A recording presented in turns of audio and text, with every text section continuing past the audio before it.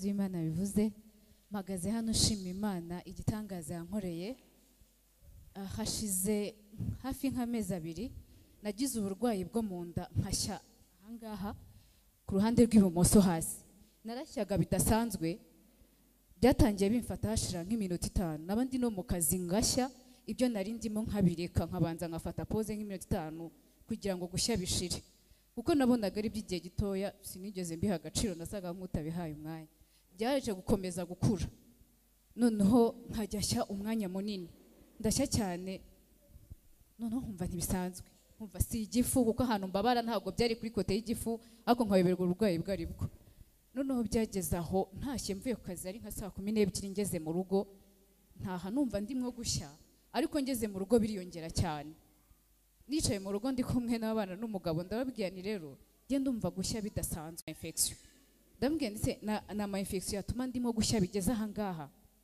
Ndashya ya serum irashira, serum ishize sa nkugabanutseho gatoya, n'agatotsi gasa nk'akantwaye ndaryamaho, ariko yashize nk'iminota 30 ndakanguka, ndongera ndashya. None mbwira muganga mushobora kuba mutazi ikibazo mfite. None ntangira gutekera ese ngiye kurwara kanseri.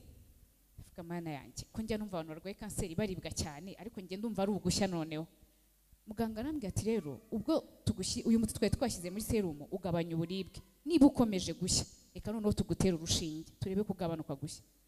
Bantera urushinge bisa nk'ibigabanutse, ariko ngakomeza gushya. Mbwira umugabo nti rero aha twahaba, reka dutahe tugende dusenge. Kigaragara ntabwo bari kubona uburwayi mfite, kandi ndimo kubabara bidasanzwe. Twatashye nko mu saa 8 z'ijoro, ndaryama, bukeye biragabanuka, nirirwa aho mu rugo. Nijoro byamfataga nka saa 9 z'ijoro, saa 9 z'ijoro narongeye ndashya bidasanzwe. Noneho mbwira umugabo ntuburyo ndimo gushya rero ndumva bidasanzwe. Ndamubwira mwaretse nkajya gukoresha ibizamini nkareba ko nta kanseri mfitemo.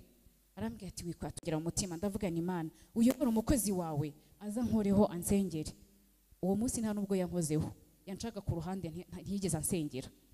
Ndavuga ni Imana kuba atankozeho, ariko nzi yuko ndi kuvugana nawe umutima, ndakwinginze simve muri inzu yawe ndimwo gushya gutya. Narasohotse nsanga Pastor Brigitte hariya, ndamubwira ni rero ngiye nkeneye pasteur ngo ansengere, ndimwo gushya mu nda bidasanzwe kandi ntabwo nzi ikibazo mfite. Arambwira ati genda umurebe. Naragiye nsanga pastor muri office, ndamubwira ni pastor ndimwo gushya mbimaranye igihe, kandi ntabwo uburwayi rwanjye bwigeze bumenyekana ikiri kuntera gushya. Wari ubimaranye igihe kingana iki? Nari mbimaranye hafi nk'ukwezi, bimfata birekura, ariko urwego nari ngezemo ejo bundi rwari rudasanzwe. Nari ngeze ku rwego cyaga nkumva ngiye nko gupfa pe. Ngeze aho rero pasteur mbimubwiye, arambwira ati humura mukobwa wanjye turasenga Imana iragukiza. Yahise ahamagara Pastor Alphonsine amuha amavuta, arambwira ati mugende musengere umusiga ayo mavuta. Naragiye mwereka aho ndi gushya, ansigaho amavuta, arangije arambwira ngo nanihumuriza. Ndayihumuriza. Hashize ibyumweru 2, ariko ikintu mbabwira ni ukuri ko Imana sinzi gushya uko bimeze. Haleluya! Ntabwo nzi gushya uko bimeze. Kuva mva hano uwo munsi bwarakeye ku wa mbere nigira mu kazi, ku wa kabiri pastor nyandikira message arambwira ati mukobwa wanjye umeze ute? Ndamubwira nti Imana yo mu ijuru ihabwe icyubahiro, tuvugana ndi muzima. Kuva mva muri eglise sinzi gushya uko bimeze.